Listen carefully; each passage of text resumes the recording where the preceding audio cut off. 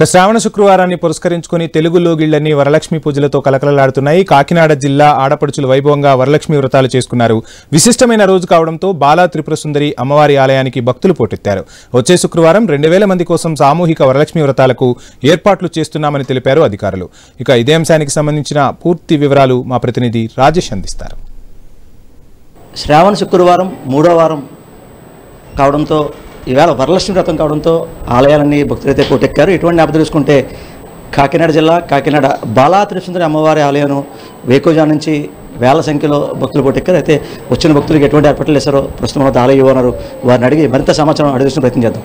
Sir చెప్పండి, ఈవేళ 3వ వారం కావడం వరలక్ష్మి వ్రతం వేకోజాం నుంచి అంటే బాలా త్రిపుర సుందరి అమ్మవారు అంటే జనాలు బాగా పోటెత్తారు. అయితే ఎటువంటి ఏర్పాట్లు చేశారు? ఓం శ్రీ మాత్రే నమః. కాకినాడ జిల్లా కాకినాడ పట్టణంలో వేంచేసి ఉన్న శ్రీ బాలా త్రిపుర సుందరి సమేత రామలింగేశ్వర స్వామివారి దేవస్థానం. ఈ దేవస్థానం రాష్ట్రంలోనే ప్రముఖ పుణ్యక్షేత్రమైన దుర్గా అమ్మవారి దేవస్థానం తర్వాత విజయవాడ దుర్గాదేవి తర్వాత నెక్స్ట్ ప్లేస్లో ఉన్న ఈ బాలా త్రిపుర సుందరి అమ్మవారి దేవస్థానంలో ఈ శ్రావణ మాసం పురస్కరించుకుని ఈరోజు 3వ శుక్రవారం. ఈ 3వ శుక్రవారానికి భక్తులు అత్యధిక సంఖ్యలో దర్శనానికి ఉదయం నుంచి వస్తూ ఉన్నారు.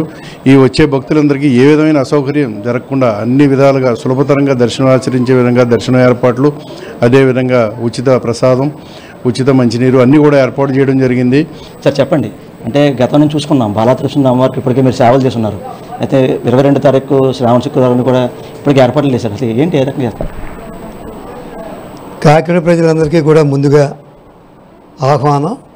రేపు శ్రావణ మాసంలో రాబోయే 5వ శుక్రవారం నాడు శ్రావణ శుక్రవారం రోజుని వరలక్ష్మి పూజలు చేయడానికి ఏర్పాట్లన్నీ కూడా జరుగుతున్నాయి.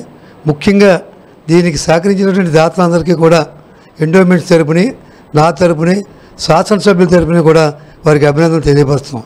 ఎందుకంటే సుమారు 7-8 లక్షల రూపాయల పైన సుమారు 10 లక్షల వరకు కూడా ఈ ఏర్పాట్లకి ఖర్చు చేయడం జరుగుతుంది. అదంతా కూడా వ్యాపారస్తులు, అమ్మవారి మీద అభిమానం ఉన్నటువంటి వాళ్ళు, సామాన్యులు కూడా దీనికి డొనేట్ చేయడం జరిగింది. భక్తులు ఎవరికి కూడా అసౌకర్యం కలగకుండా షామియానాలు కూడా వేయించడం, మంచినీళ్ళు ఏర్పాటు చేయడం, ప్రసాదాలు ఇవ్వడం కూడా చేశారు.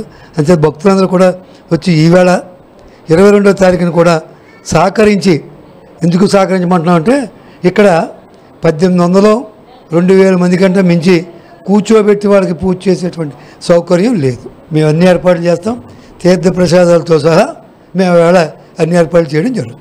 చూసాం కదా, ఓవర్లు చూసుకుంటే ఈరోజు శ్రావణ శుక్రవారం 3వ వారం కావడంతో వేకోజాం నుంచి భక్తులకి పోటెక్కారు. అయితే ఆలయానికి అయితే వచ్చిన భక్తులకి ఎటువంటి అసౌకర్యం కలగకుండా పూర్తి ఏర్పాట్లు చేశాము. వచ్చిన వారికి మంచినీరు అలాగే అన్నప్రసాదాలన్నీ కూడా పూర్తిగా ఏర్పాటు చేశాము. అలాగే 22వ తేదీ 5వ శుక్రవారం కావడంతో ఆ రోజు 2000 మందికి సామూహిక వరలక్ష్మి వ్రతాలు కూడా చేపిస్తాము. ఎటువంటి వచ్చిన భక్తులు ఎటువంటి ఇబ్బంది లేకుండా పూర్తి ఏర్పాట్లు చేశామని చెప్పి ఒక పక్క ఆలయం అలాగే ధరపతి మళ్ళీ చెప్పే పరిస్థితి కనబడుతుంది. ఇదే కొంత తాజా పరిస్థితి.